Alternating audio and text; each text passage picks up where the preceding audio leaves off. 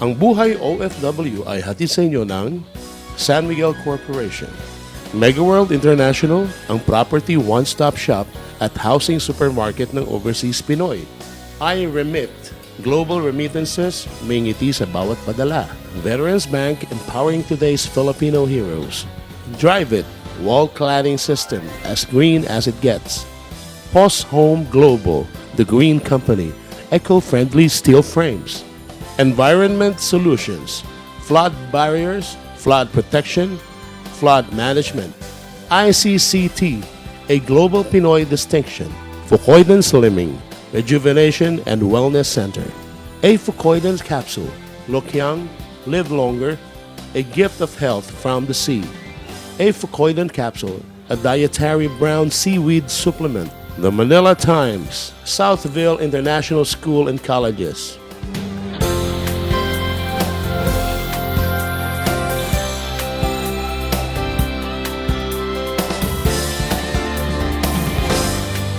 Libo-libo mga Pinoy nurses ang nakakalat sa buong mundo. Karamihan sa kanila, pinili na ang permanenteng manirahan sa ibang bansang pinaglilingkuran nila. Pero alam nyo ba na hindi biro ang pinagdadaanan nila bago sila makapagtrabaho sa ibang bansa?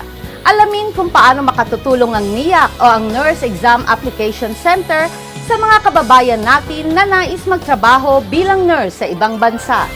Magandang gabi po sa inyong lahat. Ako po ang inyong ate Marisa Dalmar. Ito ang Buhay OFW. Ngayong gabi, ipapakilala namin sa inyo ang Turkish Chamber of Commerce of the Philippines. Pakinggan natin ang mga pinagdaanan ng ating kapatid na seaman bago niya narating ang pagiging kapitan. At para sa ating nurses na nais magtrabaho abroad, alamin ang mga serbisyong hatid ng NIAC. Ang lahat ng yan sa pagbabalik ng Buhay OFW. Nung dumaan kami sa Mendex, simple tanker yon. Hinampas ako ng malakas na alon. Mag-I-Remit, I-Remit, may ngiti sa bawat padala. I-Remit, I-Remit, mag-I-Remit. Buhay OFW. Buhay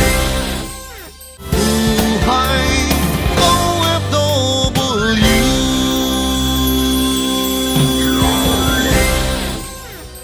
Ang OFW in Focus ay hatid sa inyo ng San Miguel Corporation, Mega World International, ang property one-stop shop at housing supermarket ng overseas Pinoy. I-Remit, global remittances, may ngiti sa bawat padala. Veterans Bank, empowering today's Filipino heroes. Fukoidan Slimming, Rejuvenation and Wellness Center. A Fukoidan Capsule, look young, live longer, a gift of health from the sea. A Fukoidan Capsule, a dietary brown seaweed supplement. Southville International School and Colleges. Drive It EIFS Systems, as green as it gets. Drive It EIFS system there, highly efficient, environmental friendly, wall cladding system used on over 350,000 buildings worldwide. Wide selection of textures, styles and colors to choose from, creating endless possibilities. Drive It EIFS Systems, one source, one system, total solution. Call today. Dial 632-889-1172 Philippines or email us at info@solteraph.com or visit us at www.solteraph.com. Bukod sa lungkot at pangungulila sa mga mahal sa buhay, sadyang may kaakibat na panganib ang pagtatrabaho sa barko. Narito si Captain Joel Semino at ang kanyang kwento kung paano niya napagtagumpayan ang mga pagsubok sa pagbabarko. Tubong kapi si Captain Joel Semino. 30 years ago, nang una siyang sumampa ng barko bilang messman. Nagsiserve ng mga pagkain ng mga opisyal, tapos hugas ng plato, gano'n. So on that time, hindi naman ako nag-direct as nag-deck cadet ako. Nag-umpisa ako sa messman. 1982 na magsimulang magbarko si Captain Semino. 2010 na makamit niya ang posisyon bilang kapitan.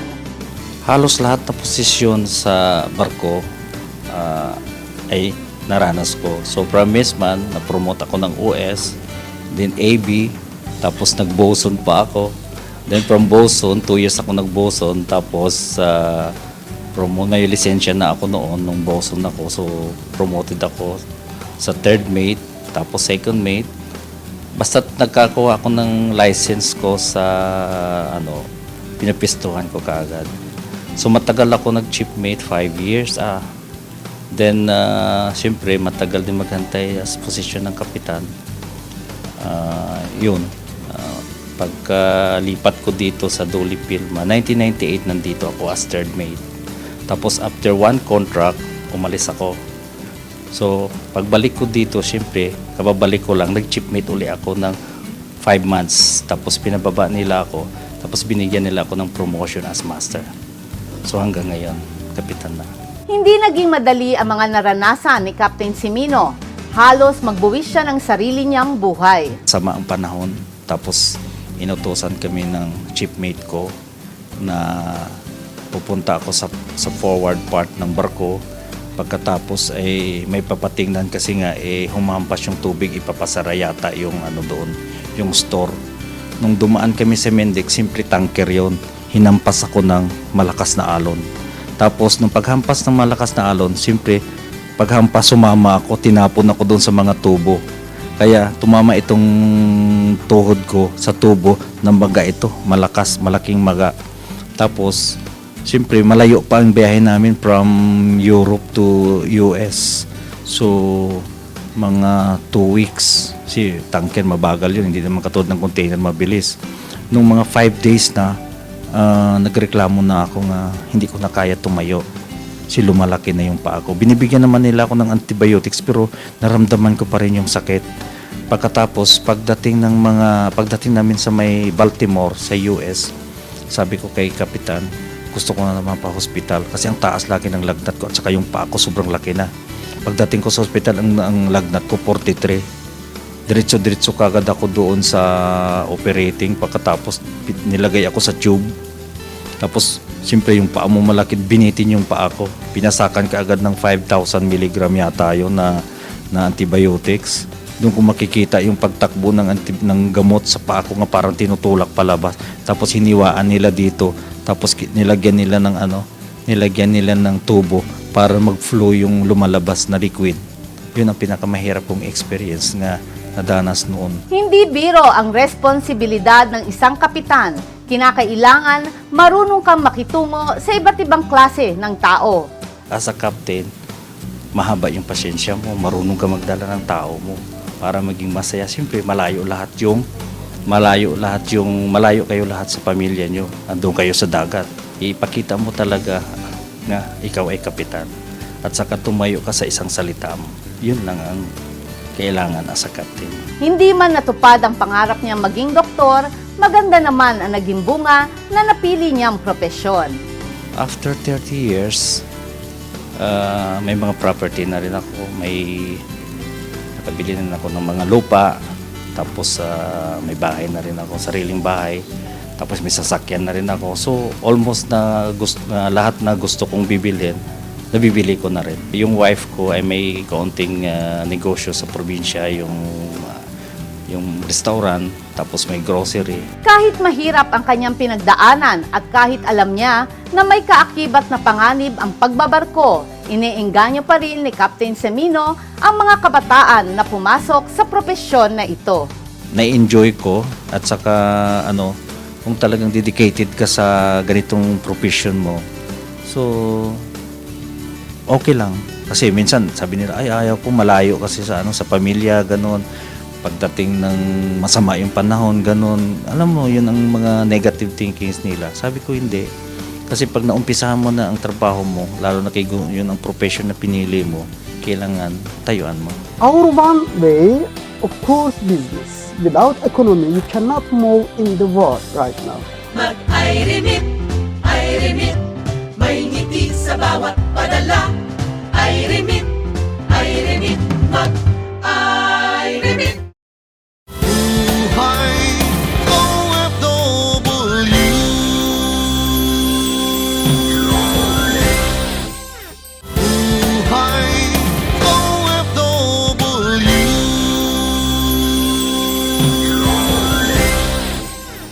Ang Heroes Helpline ay hatid sa inyo ng San Miguel Corporation, Mega World International, ang property one-stop shop at housing supermarket ng overseas Pinoy.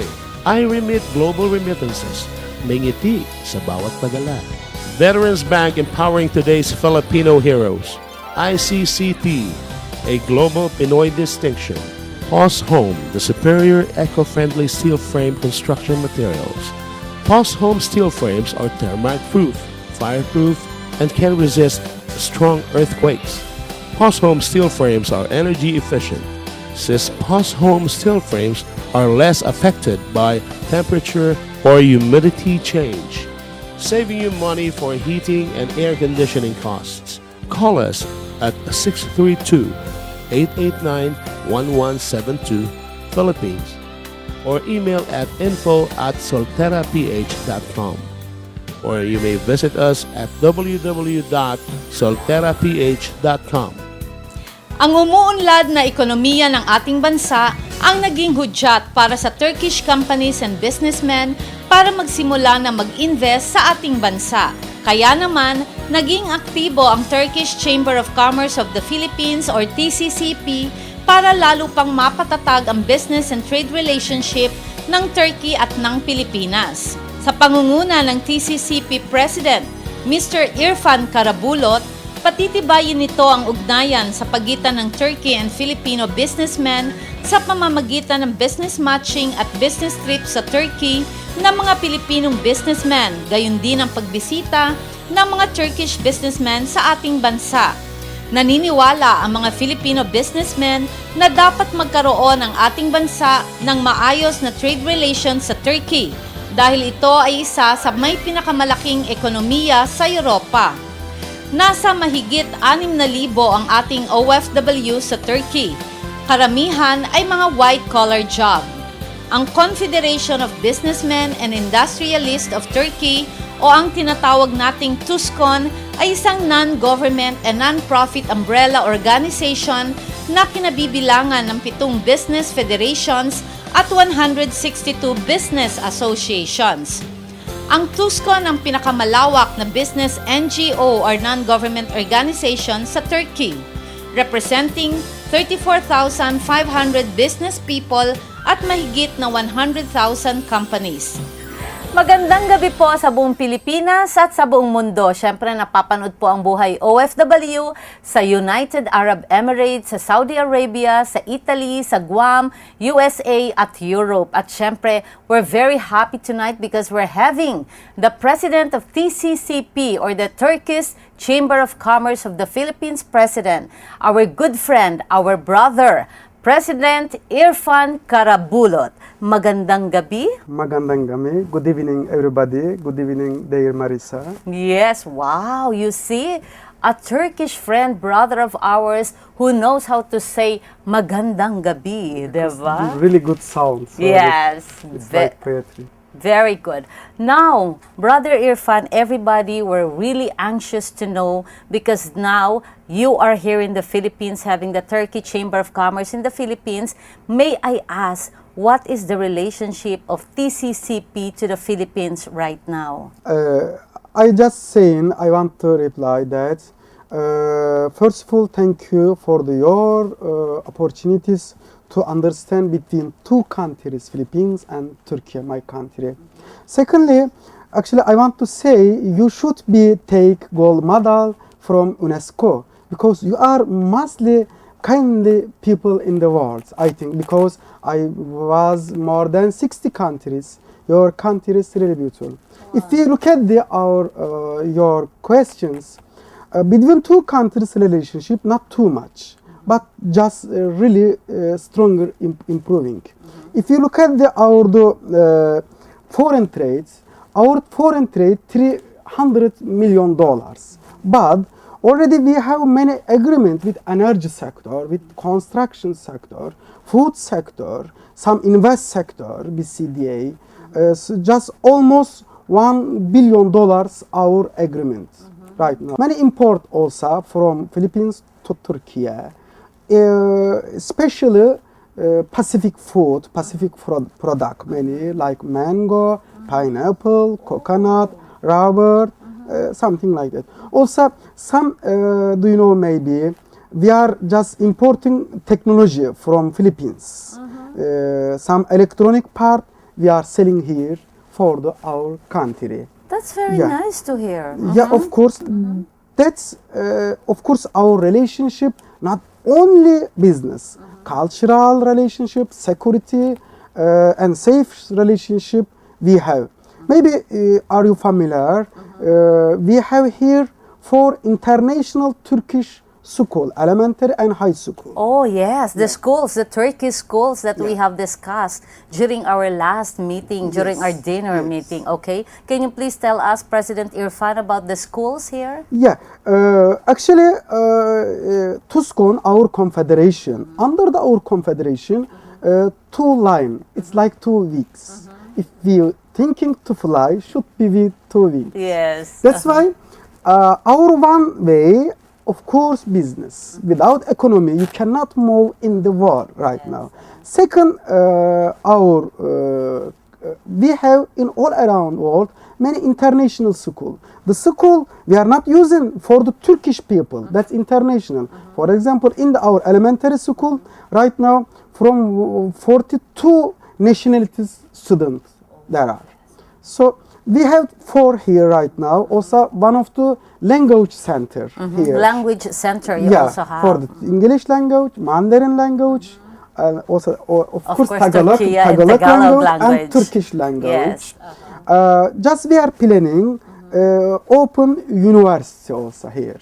Oh, to open, you're also Yeah. planning to open a university Yeah, here. And also you have the ICAD Foundation. Yeah. We met Mr. Malik under the TCCP. Yeah. And the foundation is really helping a lot of people. Yes. Brother Irfan, about the TUSCON. This is the confederation of all the businessmen and industrialists of Turkey.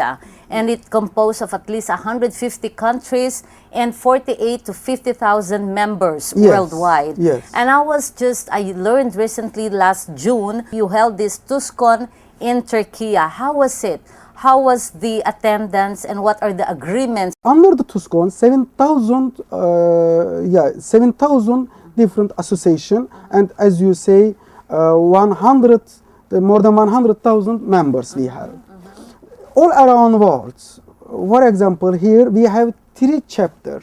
One of the main office It's in the TCCP, of Manila. course. We are here right now. Second, Zamboanga, other Davao. Just also we planning more 2 other for the important major 2 cities. Like this, all around world, America, Africa, Asia, China. So all around we have satellite office. We have online system. We can see under the online all members. If any product, if any partner, if any invest we are need, we just inform them. So that's nice. So it's easy now online. Really easy. huh? It's 1 second, yeah. And then after that, we are working after that. For example, 2 weeks ago, just we are came from Turkey with 25 business delegation from Philippines. Because we have every year 2 times multilateral meeting all around world. Also, we have agreement right now with BCDA, which agent about the basic conservation in the Philippines. According to the agreement, just every month from Turkey, 30 businessmen will be here. Some invest, some partner, some organize their interests. So this is a year-round project. Yes. Our investors and businessmen from Turkey will be coming to the Philippines Yeah. to check on the investment progress Yeah. and the agreements Yeah. that they can come to. Yeah. Okay. Coming 3 months, already decide more or less 170 businessmen. It's 7 different big group, which interests here some product. We are ready to promote between 2 countries. I would like to ask you, Brother Irfan, about gross domestic product of Turkey is worth 1.44.3 trillion US dollars in 2011, and that's according to the published record of the World Bank. And the GDP value of Turkey is roughly equivalent to 1.19% of the world economy and the 15th largest economy. Can you share with us the factors responsible for this Turkey's rapid economic growth? With your permission, I want to give that question, the answer, the question with proverbs. One Chinese proverb saying like that: if you want to grow, to planning 1 year, you should be grow with flour with. If you are thinking planning 10 years, you should be grow tears. But if you are thinking 100 years, you should be educate people. Here, 7,000 paradise. But your tourism budget only 2 billion. That's very sad to hear. Yeah, our tourism budget for $47 billion yearly. That yearly. We have even one paradise, nothing. So island, nothing. Yeah, even one. But going to good advertisements. So should be more advertisements, more organization, global organization. You told me earlier that you need a lot of nurses. Yeah, actually, last year already our country, our republic, decide to take from other country, not only nurses, some other engineers, doctors, some employers. We already decide, but we no need to look only over the Turkey. TUSCON, our confederation, all around world. That's why we can work with Filipino worker. We know they really successful, they really try, and they really kindly. Very hard-working Filipinos. Yeah, work. we know that. That's why also just under your program, I promise you, after the program, I can announce all around world where is our members. Wonderful. To work with Filipino workers and colleagues. What will be your message to the Turkey people and the Philippines as well, since TCCP is here in the Philippines? Philippines country is really rich, really kindly, really good research about the all side, tourism, research, energy, some other. Should be open. Also, I'm more than 60 countries went, visiting many countries, many programs, many organizations, but mostly kindly and smile and successful peoples here. I know right now, Excellency Aquino just transparent going to governance and good governance going to right now. So I think that's big chance. That's why we are here. We are ready to start work here. We are ready to export, to import with Filipino peoples, with Filipino businessmen. Also, we are ready to learn from your side, because you have also many deep culture. Also, hospitality and warmth between two countries, I think same. Also, I want to invite all businessmen, Turkey. When you are seeing Turkey, so it's your country. And lastly, I want to say, it's my not second country. Already that's my first country here. I feeling self like that. It's second country, Turkey, because we are working many items, many different sectors here. And thank you, Magandan Gami. Wow! Tekashalar, Brother Irfan. Yeah, Thank you very much, and it's my pleasure being with you tonight, and hopefully that we will start already with our close partnership with TCCP, and of course with our good friend, the EVP of TCCP also, Mr. Abdul Ghani Makatoman. Yeah. We'll be seeing more of you and TCCP very soon. Magbabalik po ang Buhay OFW. Ang serbisyong OFW ay hatid sa inyo ng Veterans Bank. Sinusuportahan ng Veterans Bank ang Veterans Federations of the Philippines o BFP. 20% ng kinikita ng bangko ay binibigay sa Veterans Federations of the Philippines sa Board of Trustees. Ang Board of Trustees taon-taon ay nagsasagawa ng medical mission, pagpupunda ng mga equipment, medical equipment at pagbabahagi ng mga gamot sa mga veterano. Ang serbisyong OFW ay inihatid sa inyo ng Veterans Bank. We assisted more than 10,000 nurses to become USRN.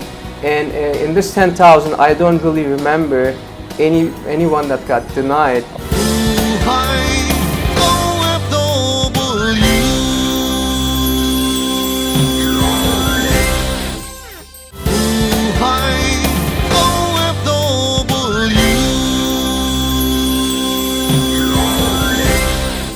Ang trabaho abroad, sigurado ay hatid sa inyo ng San Miguel Corporation, Mega World International, ang property one-stop shop at housing supermarket ng overseas Pinoy.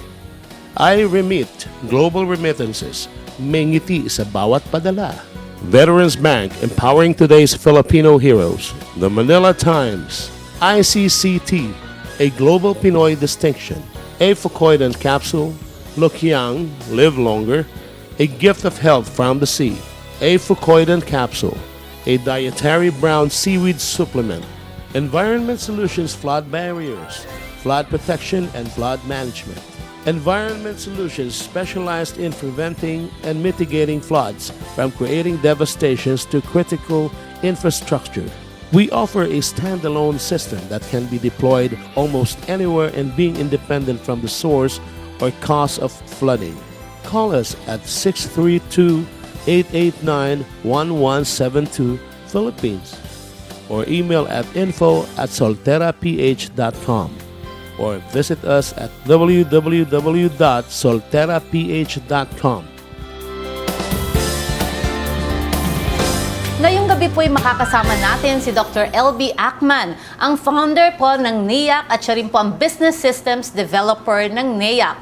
Mamaya naman po'y kukumustahin po natin si Ms. Irish Carias, ang Processing Manager ng NEAC. Magandang gabi, kapatid LB. How are you? Fine, how are you? Yes. Kapitad Marisa. Yes, and of course, Irish, kamusta? I'm pretty good, kapatid Marisa. Dr. LB, please explain to us what is NEAC. Well, NEAC, and some people call it NEAC, is basically an exam application center, specialized in NCLEX applications, but we also assist with other applications also, mostly medical applications. So, Dr. LB, NEAC stands for Nurse Exam Application Center. Ms. Irish, may I ask you, in processing our application, I'm a nurse, I would like to work abroad or internationally. What are the requirements do I have to submit to Basic NCLEX? requirements such as school credentials like transcript, QR, RLA, and of course the diploma. So to be able to, let's see, if you want to apply to the States, that's NCLEX exam, you need to be an RN graduate. And also, there's also another exam, which is LPN, which is practical nurse. Practical nurse? Yes. Okay. And registered nurse. Registered nurse. Yeah, the practical nurse is 2 years. Usually then the registered nurse, it's 4 years. And also, more or less the same requirements actually if you want to go as registered nurse to the Middle East. So those are the basic requirements if you want to become a registered nurse internationally. How can we help the Filipino nurses then? Now, the ultimate goal of all nursing graduates is, I think, going to the States. I know a lot of nurses, they work in Australia or UK or Middle East, but they eventually want to go to the States. So that's why we have a lot of applicants who are currently working in Middle East or in the UK, Australia, even Singapore, Hong Kong, but they applied to us online and then we process their application and we help them to become USRN. USRN stands for United States Registered Nurse.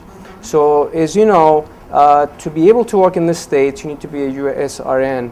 And there's a question usually nurses are asking, should I be applying for NCLEX now? Because as you may know, for the last 5 years, the United States is not hiring nurses anymore. There's a retrogression in progress right now. But that doesn't mean that they shouldn't apply NCLEX. Let me explain why. Once the immigration department allows again to hire more nurses, let's say another 50,000 or 30,000, it usually happens that way. Because since 1980s, U.S. is hiring nurses from the Philippines. So it's going to continue. This is not the end of it. So it's going to continue. In the next hiring spree, when they come here to hire nurses, they're going to be hiring, of course, those who are already licensed in the States.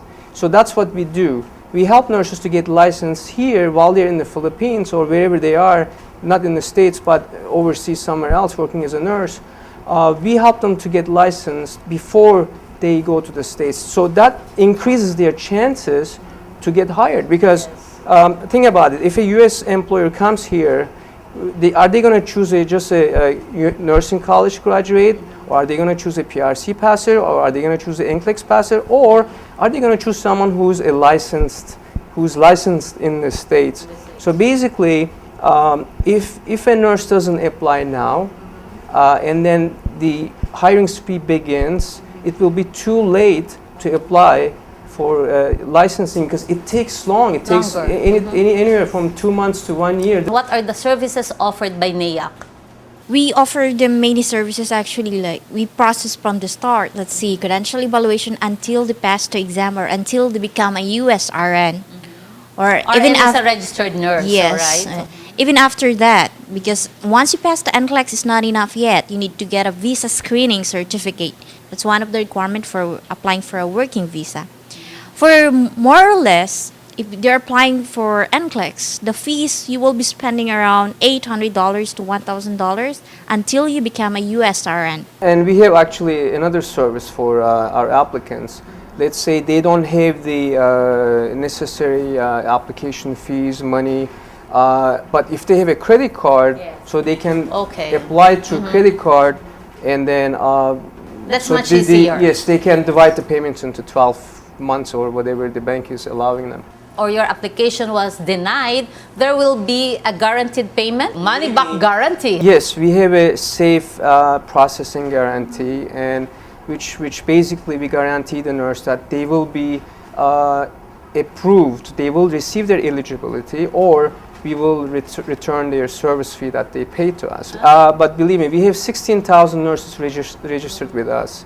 And then we process so far about 10,000 nurses, maybe more. In this 10,000, I don't really remember anyone that got denied. Oh, because wonderful. Once you do something for a long time, and then you become expert, of course it's easy for us. People come to us because they don't want to have any mistake, because mistakes cost them time Lots and of money. Lots of money, And yes. they don't have the time to study all these requirements. So basically we are here to make things easier and hassle-free and mistake-free so that it is processed fast. We have been informed by California Board of Nursing about this new requirement, the concurrency requirement about that's actually, it has been a law for California. So this is for our Filipino who migrated to the States and maybe they become American citizen that they are studying here in the Philippines. California said they are not eligible anymore to get a license in California. And that's not a good news to our country. It will affect to them. So this says, actually the Philippine Nursing School, they were following this one 2004 and earlier. But beginning 2005, the CHED and the Philippine Nursing School, they were not following anymore, beginning 2005, and that's the big problem there. We would like to ask Dr. LB your message. We process applications not only here in our center, but we also process it online. Actually, applying online and applying from our centers is not different. It's the same process. We have thousands of people applying online. We have nurses from anywhere, from Middle East, Australia, Singapore. I think we have served more than 20 countries so far online. It's very easy process. So regardless you are currently working in a different country, we have even additional services like we call it VIP service, where you can where we take care of your PRC papers. Let's say, because when you apply to for NCLEX, you need to get your you need to get certain documents Philippine from PRC. Regulation Commission, PRC. Right, and then you need to get documents from TOR from your school, and some other documents need to sign by them. So if you're overseas and you cannot take care of this, there is no problem with that, because we are helping with that process also. That's very nice to hear. Thank you very much, Kapatid Irish. Thank you very much, Dr. LB Akman from NIAC. Thank you, syempre. Kapatid Marisa. Thank you and congratulations, more power, Dr. LB. Huwag niyo pong kalimutan na ng NIAC po ay handa pong tumulong at sumuporta po sa inyo.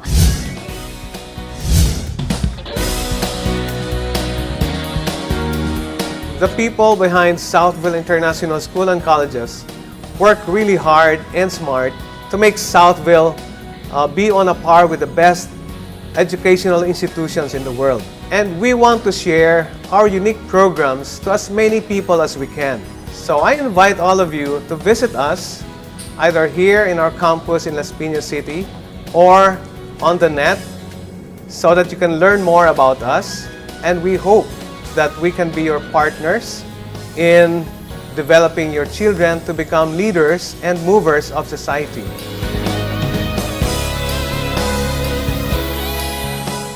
Turkey is the 15th biggest economy in the world and now the third most visited country in the world.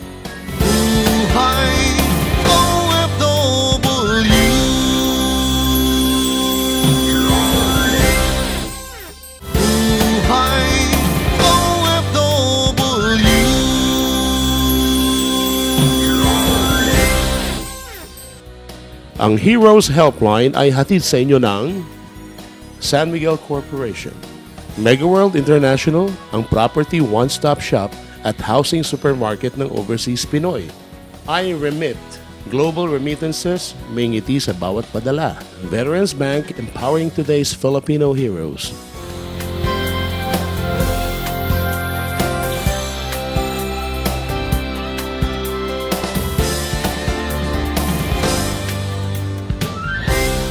Investment opportunities para sa OFW hatid ng Mega World. Isang luxury condo setting where city living is truly pleasure-filled living. Isang prime investment where you experience everything in a fresh new way in the arms of nature and luxury. Paseo Heights, handog sa mga OFW ng Mega World International, ang property one-stop shop at housing supermarket ng overseas Pinoy. Ang Mega World International ang authorized seller and marketer ng mga projects ng Mega World, ang #1 residential condo developer sa Pilipinas. Sa Paseo Heights, bahagi ka ng Makati Business District, ang #1 place of business sa bansa. Angat na angat ang buhay mo kung dito ka sa Makati CBD nakatira. It's a real estate investment that keeps on giving. At Paseo Heights, mapapabilang ka sa napaka-exclusive na community ng Salcedo Village. Dito, katapat mo ang Jaime C. Velasquez Park. Perfect kung gusto mong mag-relax. During weekends, nagiging isang open-air market ito na dinadayo pa ng mga expats. Ang maganda rin sa Salcedo Village, iba't ibang high-end shops and restaurants, madali lang lakarin from home. From Salcedo Village, minutes away ang mga importanteng destinations in Makati, whether ito ay offices, schools, hospitals at shopping malls. Kung unbeatable ang location mo, unparalleled naman ang lifestyle privileges mo. From the well-designed lobby of your condo building to the spacious executive studios and 2-bedroom suites. Pre-furnish ang condo mo sa Paseo Heights. Meron ditong air conditioning unit, cooktop and range hood, washing machine, dryer, microwave oven at refrigerator. Kaya't kapag natapos ng makonstruct ang project, madali nang mag-move in. Play amenities? Meron din yan sa 7th level. Siguradong matutuwa ang pamilya mo sa lap pool, pool deck, outdoor lounge, gym at function room. Pleasurable, parkside lifestyle, Paseo Heights, a perfect prime investment in the Makati CBD, only from Mega World International. Ready to invest? Contact the Mega World International office in your territory.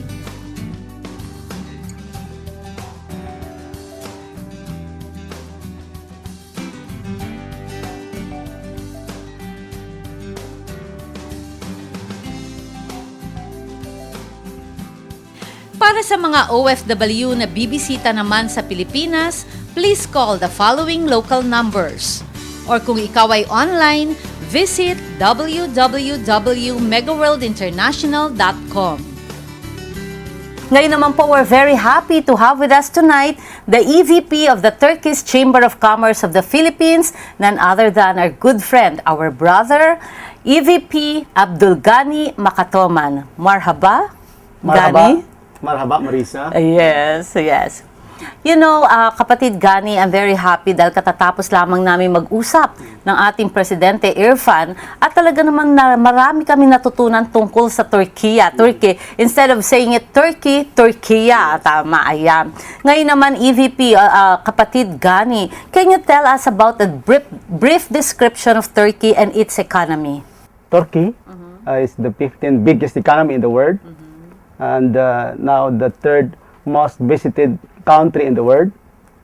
Istanbul is the most visited city in the world. How many Filipinos are there in Turkey right now? Okay, according to the Commission on Filipino Workers, about 6,000 Filipino workers now in Turkey.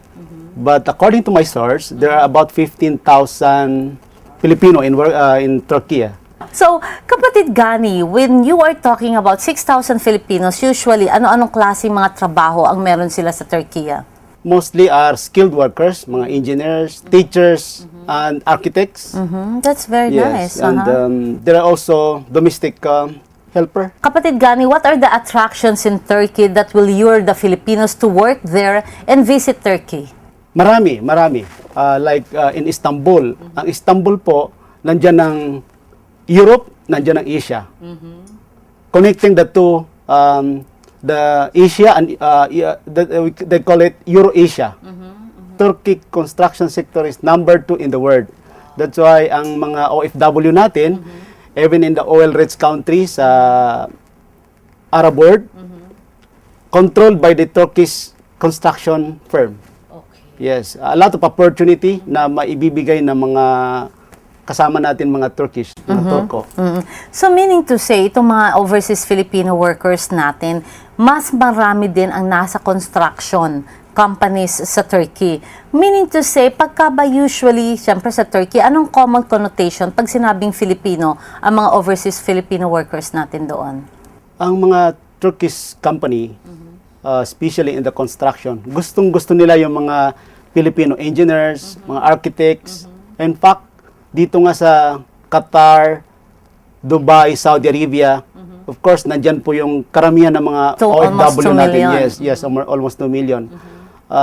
Ang mga Turkish firm, construction firm po, gustong-gusto nilang i-hire na mga project manager nila, mga project engineer nila, mga Pilipino. That's why nagkakaroon ng shortage. Bakit sa tingin mo? Bakit gustong-gusto nila mga Pilipinong workers sa abroad, sa Turkey at sa mga Middle East countries? Believe sila. Believe sila. They believe in the Filipino workers. Believe po sila sa mga Pilipino. That's very nice to hear. Putting it in one word, believe sila sa Pinoy. Yan. Ibig sabihin, magaling ang Pinoy. Di ba? Kaya kasi sinasabing, pag nagtrabaho ka sa Pinoy, talagang trabaho. Pagka medyo tinamad ka, it's another thing. Pero usually, in general, hardworking ang mga Pinoys. Yan. And kapatid Gani, when you talk about Turkey, ano yung masasabi mo mga produkto ng Turkey na pwedeng maging magandang trade relations sa atin dito sa Pilipinas? Okay, right now po, they're very strong in agriculture. We import Turkish flour from them. Ang Turkish wheat flour, they're now number 1 supplier in the whole world. Kaya bumaba ang presyo natin dito sa Pilipinas ng arena natin because of ito nga, dumadating dito ang Turkish flour, arena. Kapatid Gani, siyempre maraming mga Pilipino ang gusto talagang magtrabaho sa Turkey.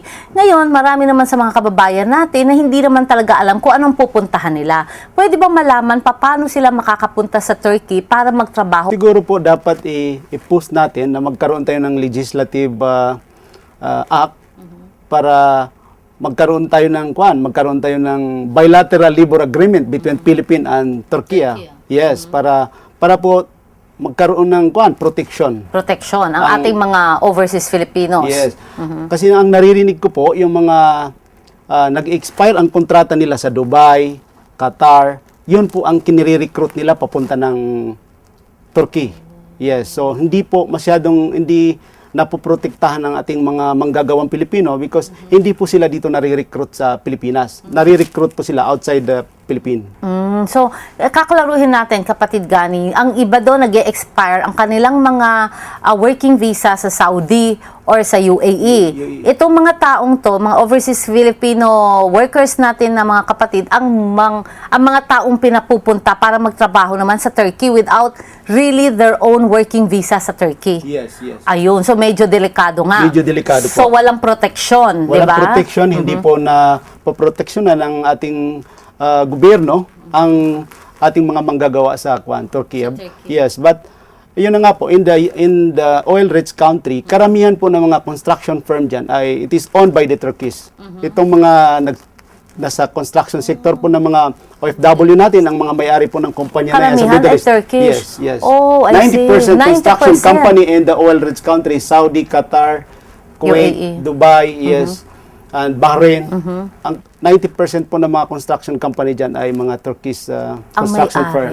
Ako mga kapatid, sa ating gobyerno o sa POEA o sa DOLE, sana naman po bigyan pansin natin ang hinihiling ng ating TCCP para makatulong ng husto sa mga kapatid nating OFW na nagtatrabaho sa Turkey. Dahil alam naman po natin na napakayaman ng Turkey, bakit hindi natin samantalahin na marami mga Pinoy ang matulungan at maging successful sa kanilang mga future. Pero syempre, sabi nga natin, pipilitin natin na dito sa Pilipinas magkaroon ng mga livelihood, pero habang inaayos pa po natin yan, bigyan natin ng tsansang makapagtrabaho sa Turkey. Kapatid Gani, dito sa Turkey, ano-ano ang nakikita mong mga fruitful o talaga namang magagandang mga trabaho para sa mga overseas Pinoy natin? Ang Turkey po is a non-English talking country. Hindi po sila marunong mag-English dyan. So, napakalaking pangangailangan sa Turkey ang mga English teachers. Oh, I see. Okay. In fact, in India also, the top 2 and top 3 biggest call center company in India is owned by Turkey. Gusto nilang magtayo doon ng gusto nilang magtayo ng call center din doon. Napakalaki po ng demand nila ng mga English teachers sa Turkey, mga engineers natin. Napakalaking demand. Mga caregivers ba? Mga physical therapists? Marami ba sa Turkey? Marami po. In fact, I heard from my friend that ang ordinary household helper in Turkey is receiving $1,000 a month. So, kailangan natin maipus ito kasi napakaraming trabaho pong pwedeng mapasukan ng ating mga Pilipino sa Turkey. Tama. Kaya lang wala po tayong labor agreement. So, kailangan po natin kausapin itong mga magagaling nating congressman, mga senador, para makarating hanggang Malacanang, di ba? Opo. Para magkaroon po tayo ng labor agreement with Turkey. So maraming salamat kapatid Abdul Gani Makatoman ng TCCP at syempre marami pa tayong pagsasamahan. Mabuhay po ang TCCP. Magbabalik po ang Buhay OFW. Sa susunod na Buhay OFW, bibigyan daan natin ang pakiusap ng anak ng isang OFW ng inay na ipit sa kaguluhan sa Syria. Papasyal tayo sa Southville International School and Colleges para alamin ang kanilang mga programang angkop para sa mga OFW. Pakinggan natin ang masayang kwento ng mga dating Pinoy musicians from Japan at alamin ang mga pagsasanay sa TESDA na makatutulong sa ating pagtatrabaho abroad. Abangan ang National Real Estate Association Testimonial Dinner kasama mga kapatid natin na sina Secretary Ronald Llamas, Presidential Political Advisor at Secretary Jessie Robredo ng DILG. Ang lahat ng yan sa susunod na Buhay OFW. Ang Buhay OFW po ay patuloy na maghahatid sa inyo ng mga kwento at impormasyon patungkol sa ating mga modern day heroes. Kung kayo po'y may nais ibahagi sa ating mga kababayan o may nais hihingi ng tulong, huwag po mag-atubiling sumulat o tumawag sa aming tanggapan. Ako po ang inyong kapatid na handang maglingkod, Ate Marisa Dalmar, kakampi, kaibigan at kapatid na mamanggagawang Pilipino sa buong mundo. Ito ang Buhay OFW. Ang Buhay OFW ay inihatid sa inyo ng San Miguel Corporation, Mega World International, ang property one-stop shop at housing supermarket ng overseas Pinoy. I Remit, Global Remittances, may ngiti sa bawat padala. Veterans Bank, empowering today's Filipino heroes. Drive It, wall cladding system, as green as it gets. Post Home Global, the green company, eco-friendly steel frames. Environment Solutions, flood barriers, flood protection, flood management. ICCT, a global Pinoy distinction. Fukoidan Slimming, Rejuvenation and Wellness Center. A Fukoidan capsule, look young, live longer, a gift of health from the sea. A Fukoidan capsule, a dietary brown seaweed supplement.